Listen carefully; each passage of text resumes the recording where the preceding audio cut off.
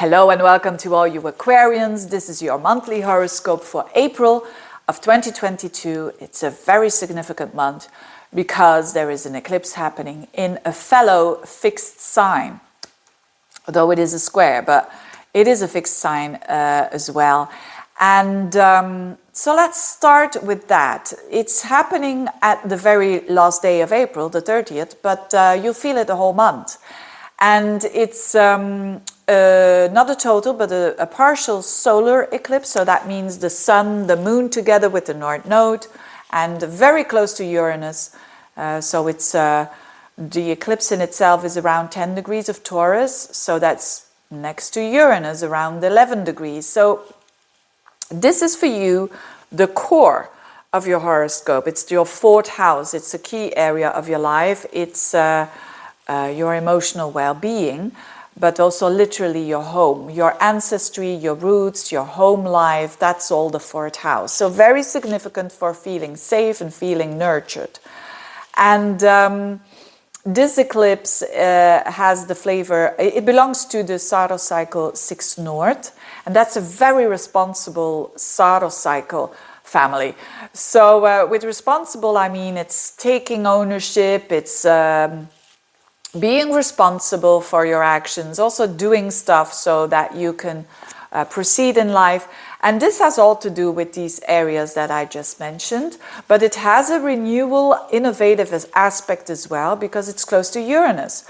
So lots of you will plant a seed, because that's what this solar eclipse is all about. You know, a new moon is always about planting a new seed, and with the North Node, it's definitely a new seed.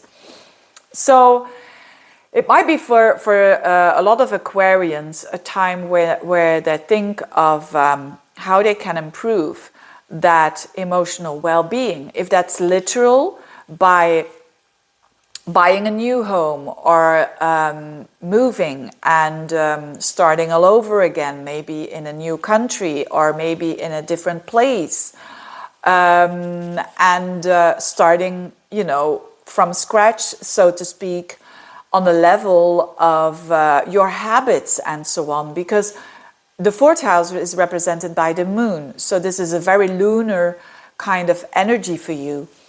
And but for some of you, this will have nothing to do with moving, but on a more emotional, psychological, deeper level, that there is some sort of a realization or the start of it, and planting the seed of that for some more emotional security and for more emotional well-being, and doing that in a very real way, because this is Taurus after all, which is about the tangible side of life.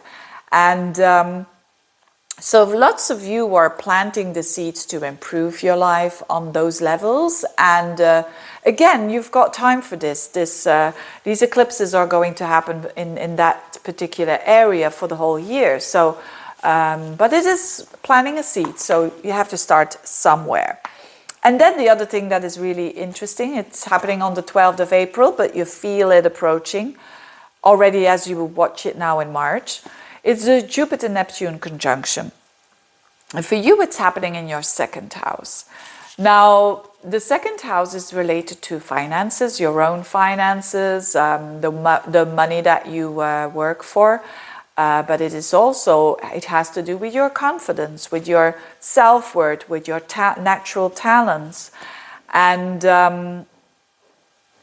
yes, so that means that, of course, taking into account what is happening with the eclipse, for a lot of you it will have to do with money and considering assets and real estate and all of that.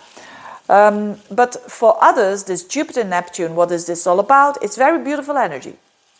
Very broad energy, expansive energy, energy of hope, energy of windfalls. Yes, when, and this is a bit of a disclaimer almost, I know these are not personal horoscopes, but I want to mention it. Because when you have in your horoscope, although you are an Aquarian, and you have, for instance, this is happening, by the way, at 23 degrees of Pisces. So if you're having at 23 degrees a planet, a personal planet, in Virgo or in Gemini or Sagittarius, this becomes tricky for your financial situation. So if this resonates with you and you're saying, yeah, I have to be, you know, mindful during that period or this or that, watch your personal horoscope if you're an astrology student, or let it interpret by an astrologer that you love, because it's a tricky thing with Jupiter Neptune in your second house, and if it would be squaring or opposing that other mutable sign, when it comes to, basically it's when you would idealize too much. You know, you can't do anything wrong if you're not idealizing too much, if you're with the feet on the ground, because this is energy that is very easy for those other signs, you know, the Virgo, Gemini and Sagittarius, to be in la la land, and then you miss the whole point. Of course, again, for most of you Aquarians, this will not be the case. This will just be, so this could mean a windfall, this could mean a boost in your confidence for whatever reason is happening with you. And that is nice as well. Also, it could mean that you are, that you surround yourself by resources, that are very beautiful. I mean, that's the second house, and that are also giving you hope and for the future, because it's this Piscean energy that has to do with this very soul energy feeling. So, but again, this is very interesting month for you, especially for your inner world, and I wish you all the best with that, and have a very good month. Bye bye.